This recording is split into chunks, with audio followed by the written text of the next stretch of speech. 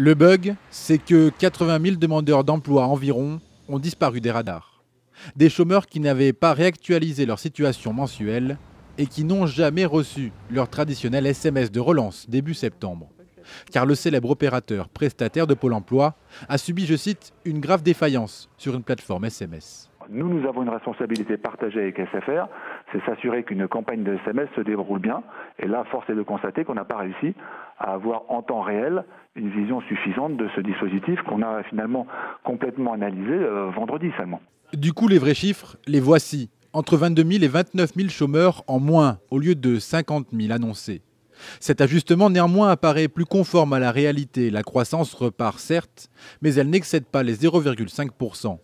Et ce n'est concrètement pas assez pour créer des emplois. Il y a une telle envie, il y a une telle précipitation, il y a un tel besoin d'affirmer que la situation est en train de s'améliorer et qu'après 1 an et demi où les Français ont mangé un peu leur pain noir, on rentre dans une phase qui est une phase plus porteuse en termes de croissance, en termes de redressement économique, qu'effectivement on ne s'est pas vraiment posé la question de la crédibilité de ces chiffres. Pôle emploi en tout cas rassure les chômeurs métamorphosés par erreur en actifs. Faute d'emploi, ils recevront bien leur allocation du mois d'août.